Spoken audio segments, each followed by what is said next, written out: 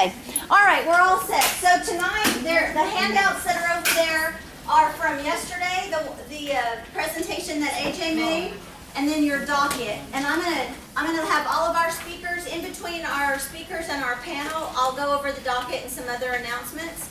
Although Melissa just told me she can stay as long as she wants, so then I have to hurry up. I've got a lot of announcements later on.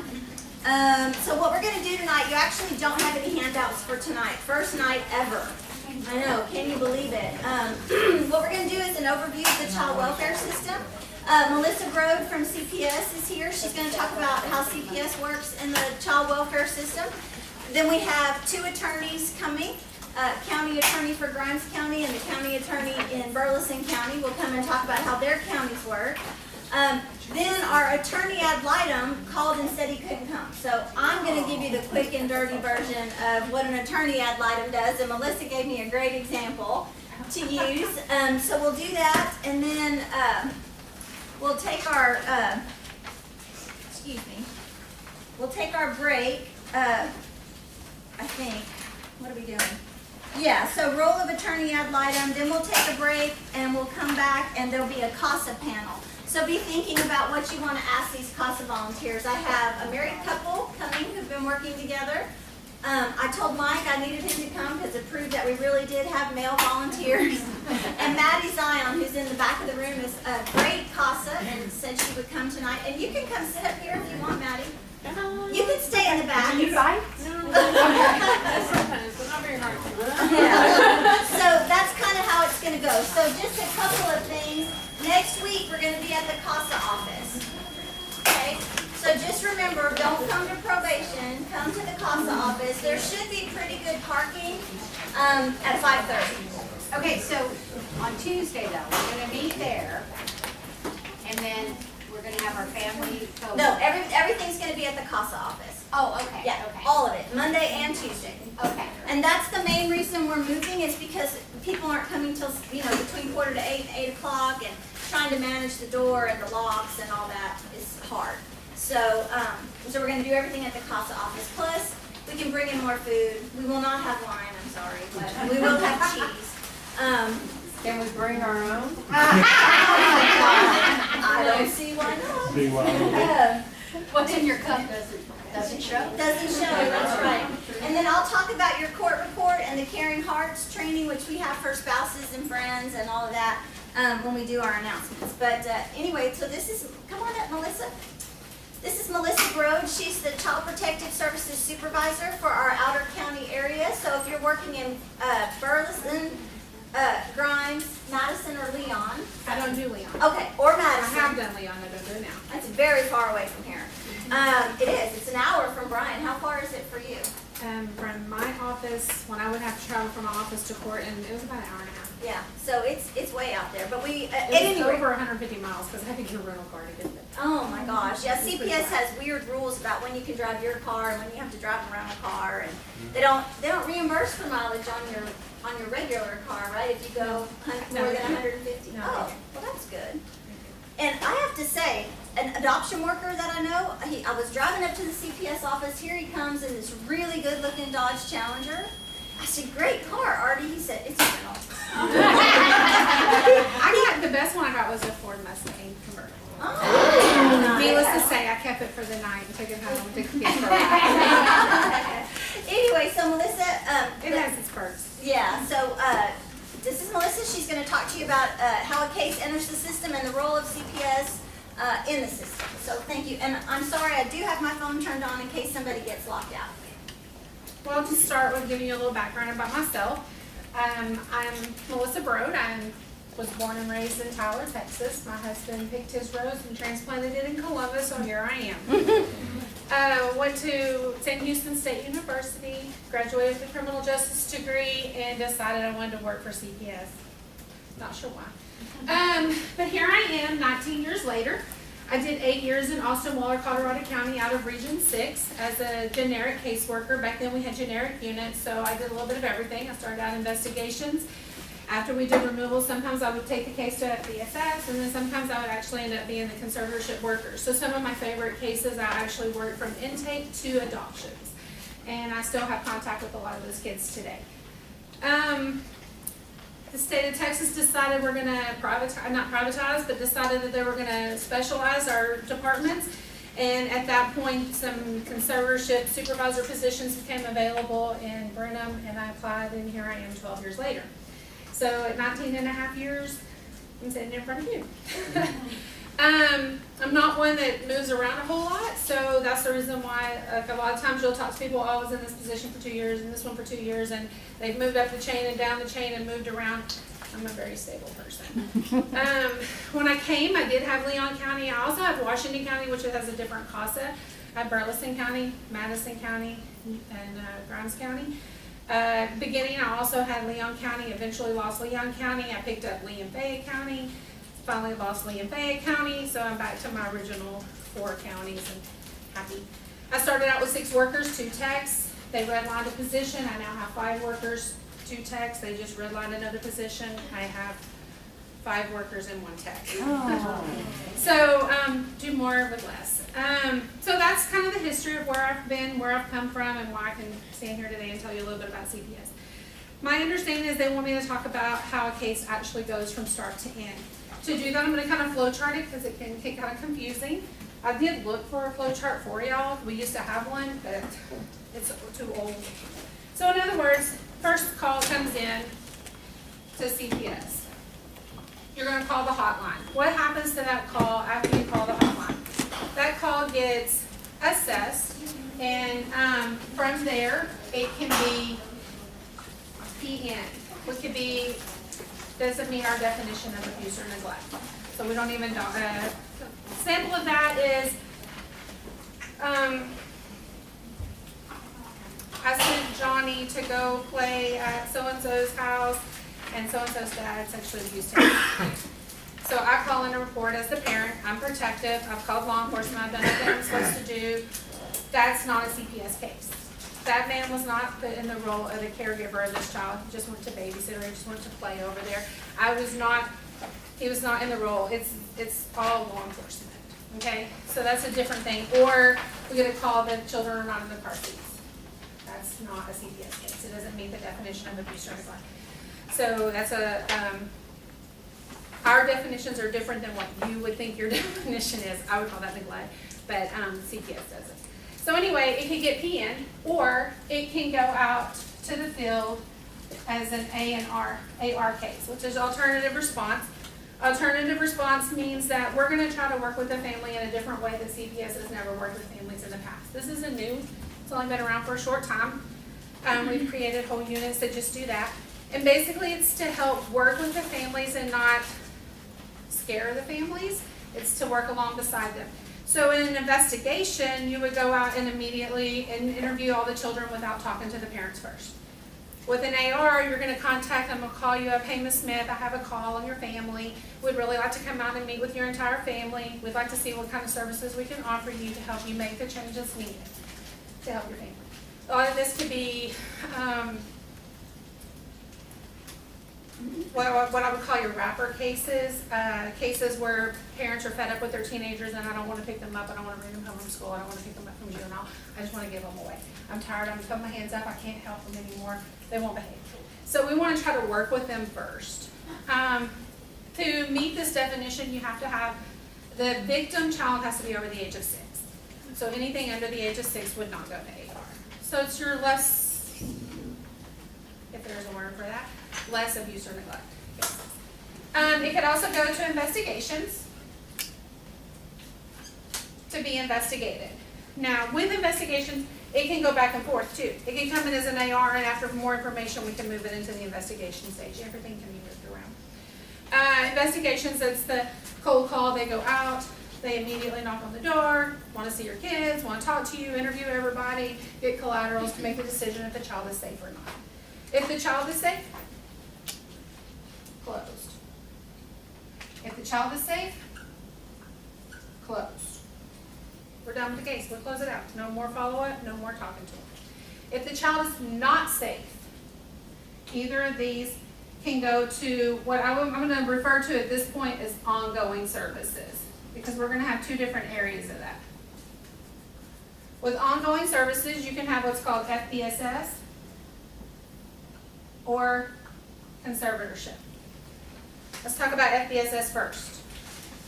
FBSS is the child can be placed outside of the home, can be placed with a neighbor, can be placed with a relative, can be placed with a teacher, whoever, but there's a good working relationship between them and the parents. The parents are willing to work, the parents want to be in services, the parents want their children back home. They're not argumentative, they're seeking help. They know that there's something wrong. It's typically not going to be a meth case. It may be marijuana, maybe some alcohol, maybe a dirty house, a little over discipline, things of that nature. But they want help. They're seeking help. So we're able to work with the family. The kid may or may not be safe in the home, so we may or may not have the kid in the home. We may have them with a friend, what's called a parent-child safety placement, child safety placement. We got too many acronyms.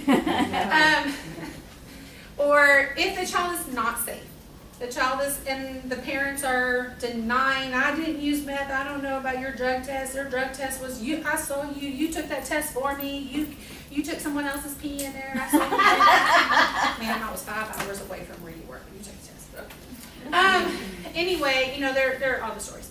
So, if the child is not safe, the parents are not workable, if we find that this is not a solution-focused case, if this is going to take longer than 3 to 6 months to help fix the problem, then we're going to seek the courts and move it into CBS. That's where I'm at today. That's me. So at this point, they're going to have to do what's called, help me, what's the? Removal? Yeah, it's the removal of the first hearing with the Adversary? before. Ex parte? Ex parte. I couldn't think of that word. Okay, so they're going to go to the judge and ask for an ex parte hearing to give the judge enough information to say this child should be removed. One, it can be an emergency removal or it can be a non-emergency removal. An emergency removal means that there's extraordinary circumstances. It means this child is in danger right now. Not in the future, but right now. Child sexual abuse and the abuser's in the home. Mom's not protected. Dad's not protected, whichever it is.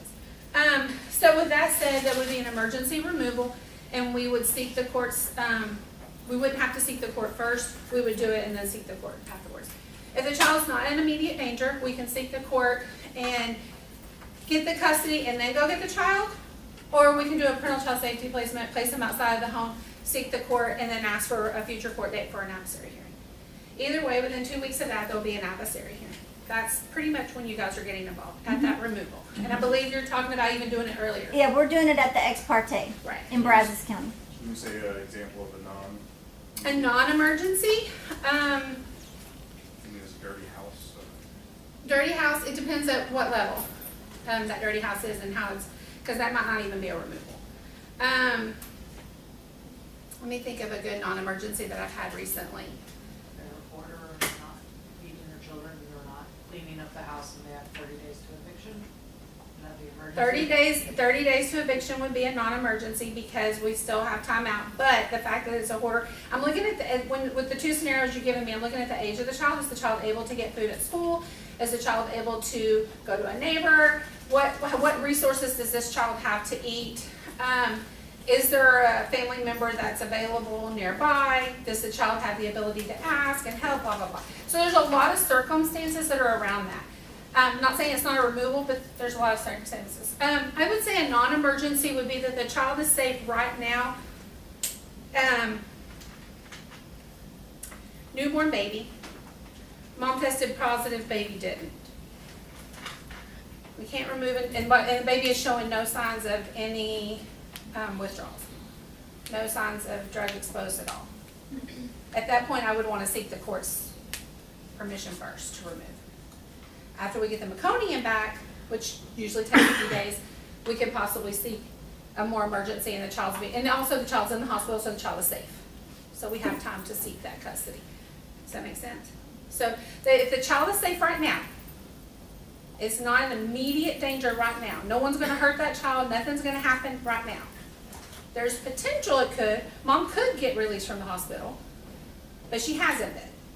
Now, once she gets released from the hospital, it can become an emergency. So a non-emergency can turn into an emergency. So for instance, we just had one the case that we were just talking about that you're getting in Madison County, your first case in Madison County, perfect example.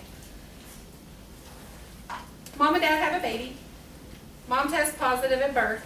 Baby tests positive at birth. There's a toddler at home.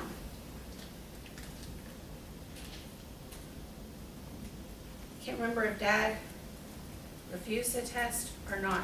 But anyway, we believe dad's a danger and we believe that he's using. Either he refused the test or he tested and he was positive.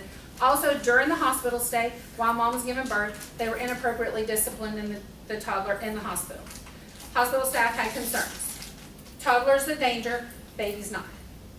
Baby had hospital staff to protect. We're still waiting for the meconium test to come back. But the toddler was with their care right now, and there was no one to protect the toddler. They could leave the hospital with the toddler. They did a parental child safety placement with the grandparents. Oops, now the child is safe. So we did a non-emergency on that one, because that child is safe, but this child got released from the hospital. So then they sought an emergency because the grandparents wouldn't take this baby. So we did an emergency, placed in foster care. But between the time we did the emergency on this child to do the non-emergency on this child, oops, I don't want this child anymore. So this child comes into foster care making an emergency. Does that make sense? Because now I don't have a parent who's capable of taking care of this child, and I don't have a grandparent who's capable of taking care of this child. Ooh. Got really convoluted there. Yeah, no, that's. So that's a good example, because I was even shocked. I would have thought they would have removed them together and put them as a package deal because it's the both moms, both dad, same family. So I would have assumed it would have all been the same case.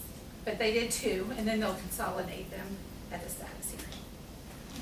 So, and I would have thought they would have consolidated them at that hearing, but they didn't. So we're going to consolidate them next month at our next hearing. So, okay, does that help? Okay. Clear So, as mud. Clear as mud. Every case has its own dynamics, and until you can't generic them because there's going to be circumstances of the age, there's going to be circumstances of ability. Can they protect themselves or can they not? So what I would do for a 2-year-old, I'm not going to do for a 15-year-old. I feel like I'm ignoring y'all. I'm not going to do for a 15-year-old. So for instance, I have a case right now. Not in this area. I'm headed to trial. Mom is a poster child for a meth addict. Poster. For what? A meth addict. Oh. Skinny, no teeth, everything's rotten. Sores, the whole 9 yards. We are in this case, we're at 9th, 10th month. We've got trial set. Determining she has a 15-year-old.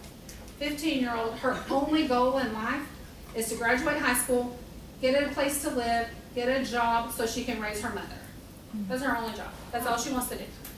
Do I have grounds to terminate? I sure do. Mom ain't done nothing on her plan. Mom has not gone to any rehab. She hasn't done anything. But this child really wants to still be a part of her mother's life, but she knows that she's safe here. Mom showed up to our office Tuesday of last week. I want help. I'm not leaving here. If I leave here, I'm going to kill myself, or I'm going to kill so-and-so and so-and-so. So she's homicidal, she's suicidal. Got MHMR to assess her. Oh, she's fine, really strong plan. So we took her to Rock Prairie, because I wasn't going to let her go on the streets. She's going to kill somebody. Rock Prairie then said, yes, we'll take her. Rock Prairie had her reassessed by another MHMR worker. Oh, by the way, now she's suicidal and homicidal, so we'll take her. They put her in another hospital. She was there 48 hours and released. Again, mind you, she had 2 pocket knives in her pocket when she came to my office. She was ready. But now she is at a drug rehab. If she stays at that drug rehab for 6 months, I will place that child back with her at that rehab. Would I do that with a 2-year-old? What did you say she had in her pocket? None. My pocket knives. When we told her we're taking her to the hospital, she so kind of scary. So not only did she have a homicidal and a suicidal plan, she actually had the items in her pocket at the time. But MHMR said she was safe. So release on the plan. Anyway, so those are the struggles that you're going to see. One of the things I'll add to that is I didn't immediately pick up the phone and call CASA when that happened. I got a call from CASA today. That happened on Tuesday. We were dealing with it Wednesday, Thursday. We moved her to the thing on Friday. Like all this time, it was go, go, go on the phone, trying to find placements because everybody kept releasing her. I let the CASA supervisor know, but we didn't let the CASA worker know. Don't get your feelings hurt, please. We're working really hard on the front line to try to get that mom safe and to keep those 2 other people that she wanted to kill safe. So I may forget even who you are on the case because my main focus is the supervisor and she can get it back to you. I have 1 supervisor, but I may have 15 of y'all. And it's really hard. So please don't take it personally if a worker forgets to contact you. We do our best to make sure that we get the information out there. Are we annoying if we contact you? Oh, no. No. No, you're not. And I would want you to. And I expect you to. But I just want to make up front, we're not perfect. We're on the front line working with those crisis situations. We may forget to contact you. Yeah. Do we get contacted in the case of a child, like, I'm thinking, we, maybe more on a permanent case, conservatorship versus a temporary one, where, say something happens in the middle of the night, and they've gotta move the kid, you've got the placement, and now we're just waiting for transportation or something. Do we get those calls in the middle of the night, or are we informed if the child is moved the next day? I can promise you, I've never contacted a CASA in the middle of the night, unless I thought you were gonna come babysit. Just saying. For our kid, not for your kiddo. Oh. For your kiddo. Yeah. Again, when we're in that crisis situation, You guys are handling the crisis. we're and then handling the crisis at the We're moment. made aware of it at the next available time, so that we could touch base. You may with get the an kiddo. email in the middle of the night that you won't see until in the morning. Yeah. But 9 I'm times just out saying, of like, 10, more just if, that emergency situation, so they were in a car accident or something happened where it's more of an emergency. The priority is get them, the emergency. our priority is to make sure that child is safe at that moment, or that parent in the other case. And then we would be informed afterwards, so then we can go back and touch base with the kiddo. So that's the situation. If your kiddo is moved, our policy is to make sure that we contact CASA, and again, it may be the supervisor, but to contact you guys and let you know where your kid is, that your kid has not been in the location that they were. Susan can attest, she's been in Atlanta before. We have missed that boat as well. Again, we're on the front line working, we don't do it on purpose. Don't yell at us, just say, hey, where's my kid? We'll be happy to give you the information. So how many kids do you have per social worker? Right now, my highest caseload is 21 And that's 21 cases or 21 kids? kids right now. They've been as high as 40. I haven't seen that in a while. Thank God. So we're running, I'd say 18 to 21 right now. And 21 is kind of hard because some of these workers, well, in my unit particularly, the most tenure worker is 3 years. I've got all new workers right now, with one being in BSD. Being a what? In BSD, basic skills training, just like you are in training. So, Why is the turnover so high? You would think it's emotional.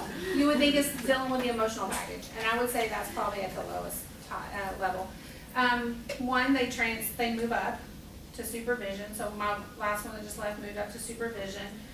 2, it could be because we do hire a lot straight out of college. Their spouses get moved, they get married. So I've had 3 that have left because their spouse or boyfriends have gotten out of college and they've gotten jobs and left the area. They all graduate from A&M and then leave.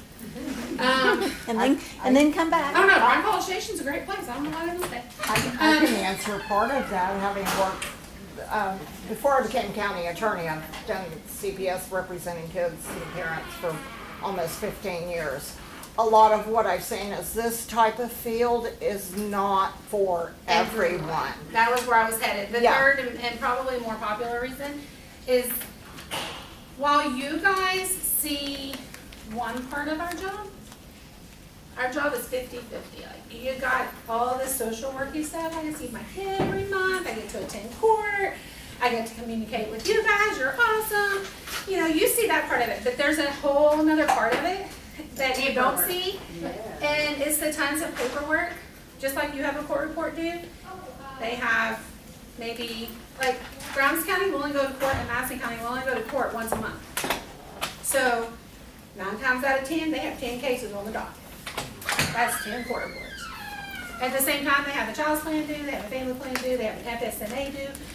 They have to contact you, they have to get their monthly summaries in by the 10th of the month, they have to get their travel in by the 5th of the month, they have to get their time and leave entered by this certain time, and they have to get their cans done. Have you heard about publicity and cans yet? That's all new too, we don't like that. But we have to do that. So they have a lot of deadlines. They have a lot of paperwork that you never see until we go to trial, and then y'all spin our cases, and then y'all get it all. They have to, you know, they have a lot to go on, and some people can't multitask and take on that level of, they're just not good at it. They're either really good at the social work, and they really suck at the paper, or they're really good at the paper, and they really suck at the social work. Are y'all like on call 24/7? I mean, say there's a raid and the police find kids in there and. Technically, no. Technically, no. But if you ask my workers, yes. So, for instance, conservatorship is what I can talk about most. Yes, someone's on call 24/7. Someone's on call. But I can tell you when my worker had that mom in her office and she dropped her off at the hospital and MHMR said, I'm releasing you safe on a plan. And it was 5:05 when she got that call. She is not turning that mom over to a caseworker who's on call. That's her mother. That's her case. She cares about that case. My worker left and took care of that. When you have a kid who breaks placement at 5:05, she's not going to hand that over to a caseworker who doesn't know her child. She's going to stay late and she's going to take care of that kid. If she finds out, I had a case who actually happened, she just left the hospital because they had a baby in the family and everybody was happy and honky-dory, and she's coming home, and as she drives by, she sees 15 cops at her mama's house having a raid. She's not going to turn that over to a caseworker. She's another caseworker that doesn't know the case. That's not fair to the family. So while we're not on call 24/7, we're on call 24/7. And they're not paying you to be on call, are they? Well, they get overtime. I was going to say, yeah. They don't get paid overtime. They don't get paid overtime. They get time off. When are they supposed to take it? That's always my. Yeah. Are y'all directed from the state or federal level or both, or? Well, we're state employees, but we do have federal grants that come in, and we have some federal mandates that we have to follow, but we're a state employee, so I'm not sure if that answered your question. Okay. Do you want to finish your Oh, yeah. chart, So Melissa? anyway, I conservatorship is where I'm at. They ask great questions, Yeah, don't they? they Yeah. do. So at conservatorship is where we're at. And during that case, like she mentioned earlier, I think y'all are going to go over all the different court hearings. At the end of that court, all those court hearings, and we make the decision what's going on in this case. Is the child safe to go home or not? If the child is safe to go home at any point in that case, we can return the children home. I return them home as early as an adversary hearing. I return them home as early as a status hearing. And I've not returned them home.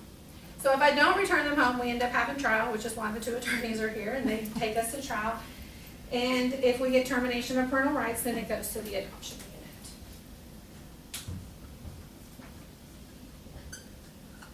unit. If we lose trial, no monitoring. So taking a case to trial, I better know I'm gonna win. I'm gonna get emotional now. Because that will never happen to me.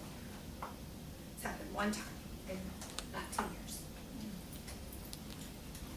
It was back in care in less than 6 months. But isn't that kind of what, The goal is Yeah. to work Our on goal those is to families get to them get back those to their kids It back is. in? It is, and I want them home. You're Yeah. talking about going to trial though, not just going to Yeah. trial. I've gone permission. through everything for a whole year, year and a half sometimes, and I can't return them, the child's still not safe. Then that's my alternative, is to take it to trial. And when I take a case to trial, I'm gonna make sure that I can meet those grounds.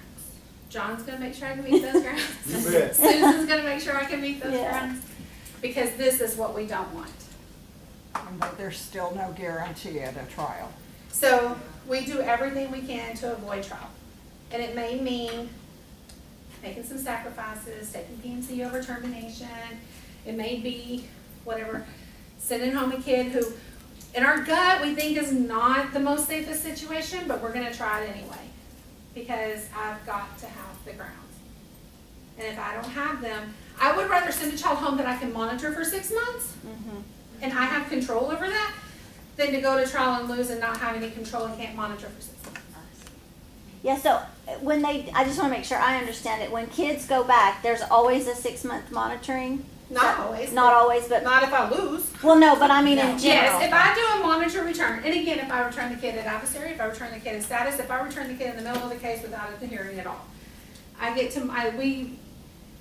so let me talk about timeline. Every case, without fail, once we get custody, gets 1 year. Okay?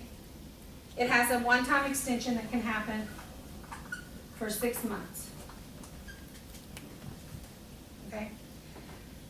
Let's say I return the child home 6 months in the case. So I didn't even make it to the year. At 6 months, I send the kid home. At that point, we enter an MTR, and I get 6 months from here. So I no longer have this anymore, it's off the board. That's all I got. So I need to make sure, when I send that kid home early, that I'm serious about it, and it's the right thing to do, because I just cut my time in half. I just lost my other moments, my other time. Okay, so let's say I get to here, I get to the 18th month, and I'm like, okay, I'm gonna try this. I'm gonna send this kid home. I get 6 more months to monitor. So now I'm into the case 2 years. Now, this is where it gets confusing. If any time during this 6 months, I have to remove. Case I had, mom tested positive, dad chased her with a chainsaw. Gee, I don't know. This kid was on fire. So we ended up picking up. So then I immediately get another 6 months to work with the family. So now we've gone into almost 2.5 years. To solve the chainsaw thing. That's all. So it doesn't start a new case with the 12 months because it was on a monitored return? I Okay. only get 6 months. You only get 6. Okay. I get it. So a case can go longer than its original if these things happen. What's somebody ask? So if you return in 3 months, do you get 9 months to monitor, or you just 6. get 6? If I enter a monitor and return, I get 6 months. My new dismissal date goes into place. Natalie, did you have a question? Yeah, go ahead though. A glow? Okay. Well, I've been at some CASA luncheons or something where somebody said they were on that case for 14 years. Right, and that's Okay. because the child was in permanent managing so- conservatorship, which we talked about on So Saturday. I don't go to the adoption, I don't terminate, or even if I terminate, the kid goes to the adoption unit or whatever, and we keep that case, we get PMC. Okay. I'm now that child's permanent parent. And I will have that child either until the adoption is consummated, or until that child reaches 18, or now, I think the child's 25, is that what it is? 25. As But long that's as a after good 18, they're in paid care. They're working a minimum of 20 hours a week, or they're attending a school. Secondary education, or high school or college. They can stay with us. Because used to be at 18, children that were still in the care of the state at 18, that's it, you're cut off by have a nice life. Now the department has options that the children can actually opt in and voluntarily stay in, and they still stay and help them get enrolled in college, can help them with all kinds of things. I have one out of Grimes County that left care after 18. Or she went into extended care, left care, just came back into care. Because she wasn't 22 yet. I think you can do that until you're 22 or something. Anyway, she came back into care. So now she can be with us. We have them in what's called transitional living placements. Basically, they have an apartment. They have people who oversee the apartment to help meet their needs. but they work and they go to school and they get on the bus and they have cars or whatever happens. Help them get their GED or help them, I have one that is working at Home Depot. Is that all on you, the caseworker, or do y'all have somebody, is there at another section? In my area, it's all us. We don't have a PMC unit. In Austin, they have a PMC unit. I don't have very many of these. I really don't. Like I said, I can think of two right now. Then we also have what's called child independence.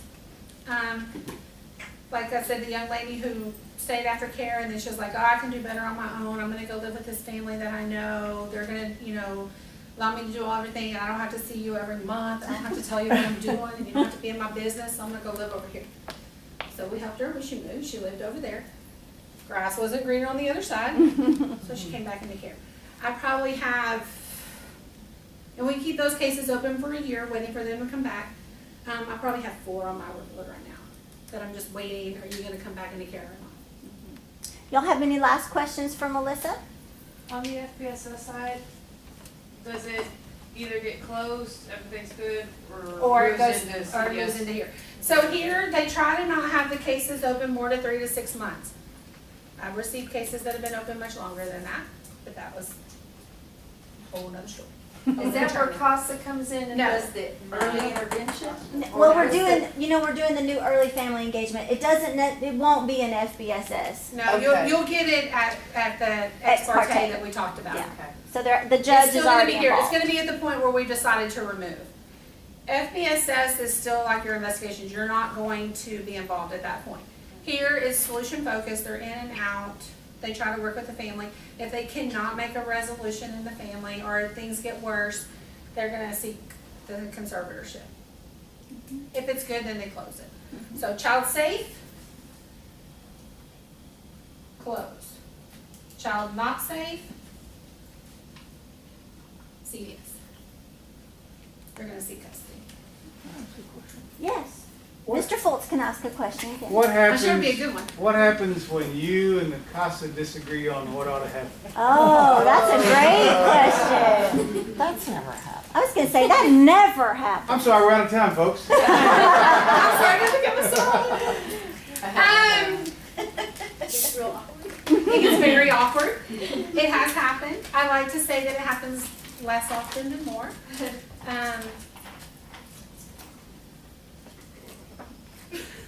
Kathy and I have been at odds, that's why she's laughing.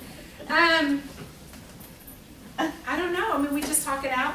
We go to mediation, we talk it out, we have meetings, we have CASA staffings, we try to CASA staff every other month. Where we can come to a room and talk things out. And it may be that we just say, I mean, bottom line, the judge gets the final say. So I go to court, my worker testifies, says what we're doing in the case. CASA gets to testify and say what they're doing in the case, and the judge then makes the decision. So if we don't ever agree, the judge makes the decision. And that's what we have to remember is we make recommendations, judges make decisions. Yes, that's true. CPS only makes recommendations. Well, and you have different roles within the Totally case. different roles. Your yeah. role is to try to conserve the family, is your main goal, whereas CASA's is the best interest of the child. I'll give you a good example on that one. We had a case recently where foster parents were awesome. I ain't gonna lie. They were awesome.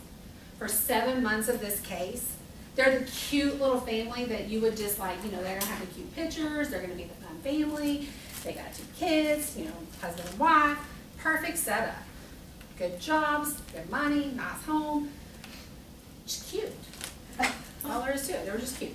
You see them walking down the mall and you just say, oh, that's a cute family. Okay, so 7 months of my case, no parent, no visitation, no drug test, no counseling, nothing.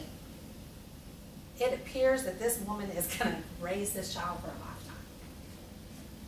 The 6-month hearing, dad chops up. Here I am. Last 6 months I've been working really hard to get sober. I have a home, I have a girlfriend, this is where I live, I'm ready for my services. Give me a chance to show you that I've made a lifestyle change. My job, I'm not gonna do this. I can't terminate this man. He's had 6 months of sobriety. He has a home, he has a job. He has a successful girlfriend. who has a successful job. CASA still wanted this child to be adopted by that cute family. Because that cute family was a guarantee this kid will never be in care again. That cute family was a cute little perfect picture.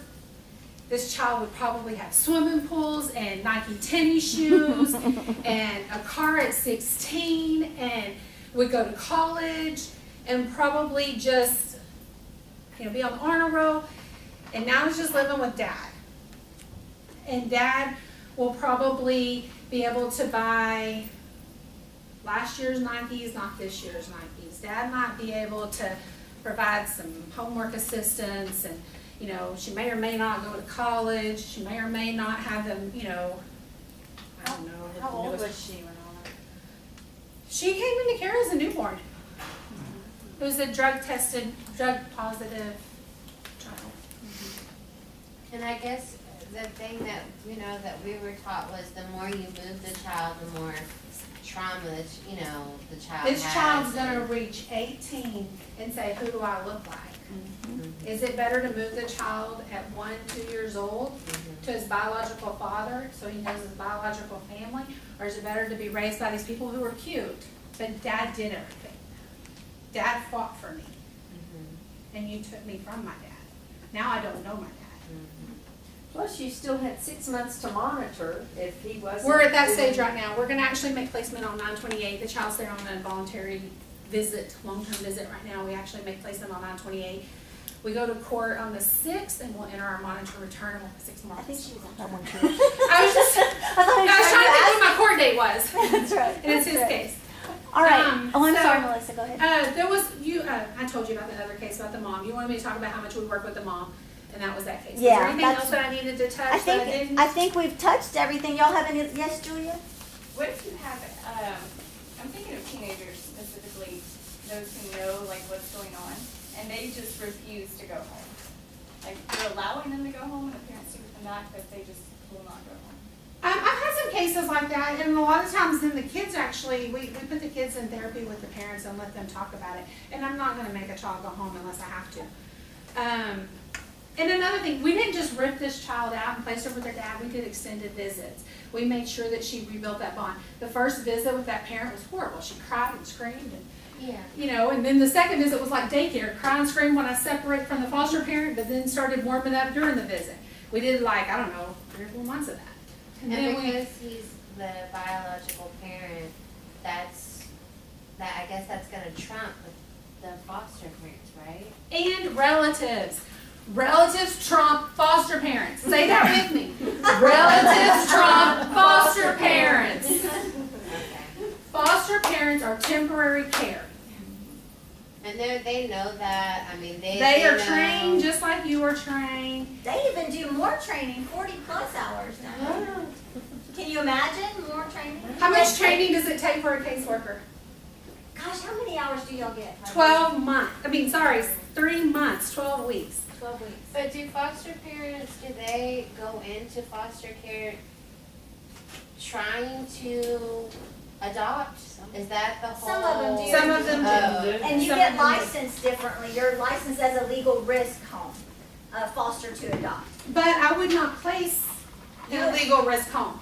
What she's at, they get licensed for foster to adopt. Because what they're told is, if you want a baby, you need to foster first. Because all my cases, even if I pick you up at the hospital, all my cases could last a year up to 2 years. You saw how that went. So with that said, you're not going to ever adopt a newborn from CPS unless you foster first. And that's what they're told.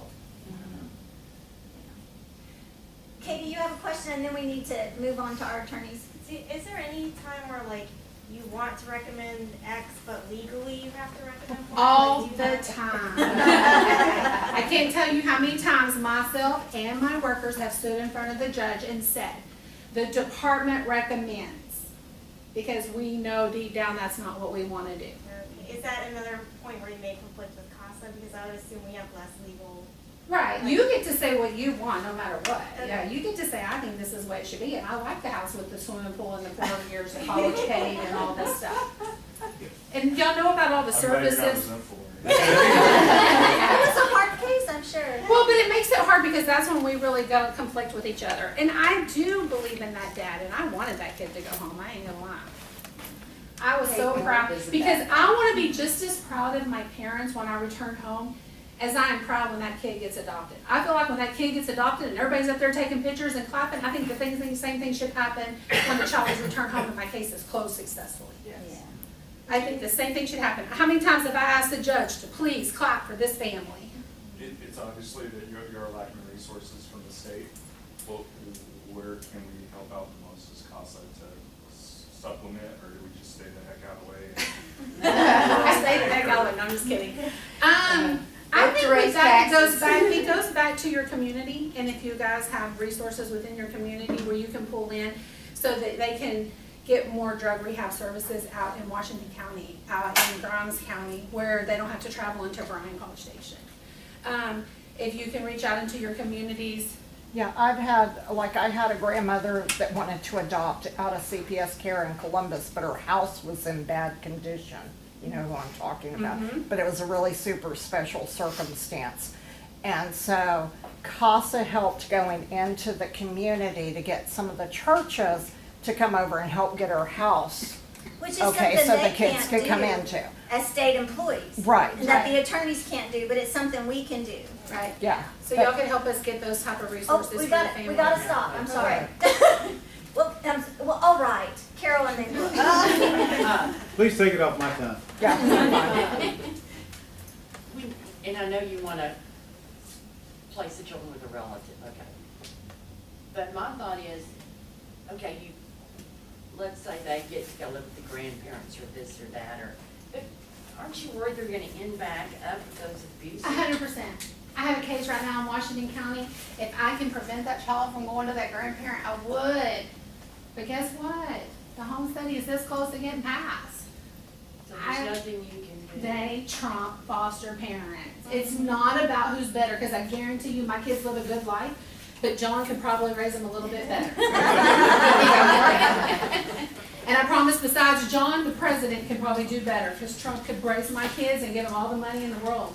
They could buy But them what I'm a saying building. is what, and you- Everybody can do a little bit better than the next person. It's not about what I can do better for this child. It's about where is that child safe and connected.